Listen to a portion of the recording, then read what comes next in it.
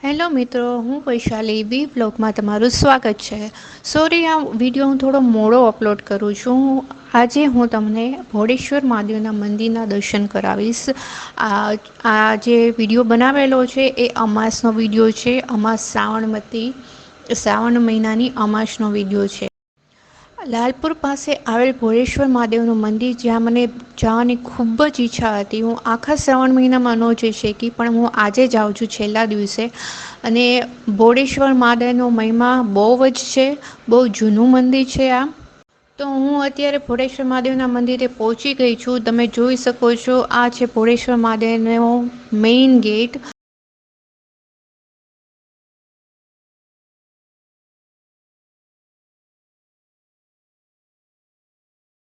અને આગળ જતાની સાથે જ એક સરસ મજાનો સુંદર વડલો આવે છે. એક જૂનું વૃક્ષ છે જે તમે અત્યારે જોઈ શકો છો. બહુ સરસ લાગે છે. રાતનો સીન છે પણ બહુ સરસ છે. મિત્રો, હું એકવાર કહીશ કે તમારે એકવાર ભોળેશ્વર મહાદેવના મંદિરે જરૂર આવવું જોઈએ. અને ખાસ જે મહાદેવના ભક્ત છે એને આ મંદિરના દર્શન કરવા જ જોઈએ.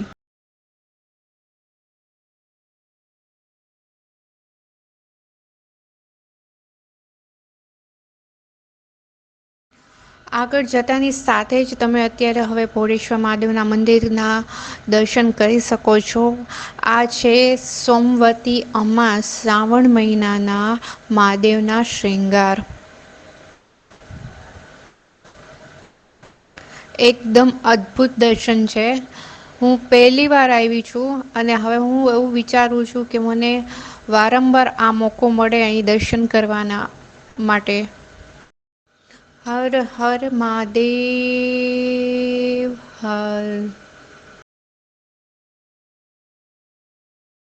મહાદેવના મંદિરની બાજુમાં જ માં અંબેનું એક સરસ મજાનું મંદિર છે. એની સાથે સાથે ગણપતિ, જલારામ બાપા, રામ, લક્ષ્મણ, સીતા, હનુમાન એવા નાના નાના અનેક મંદિરો બનાવેલા છે જે તમે જોઈ શકો છો.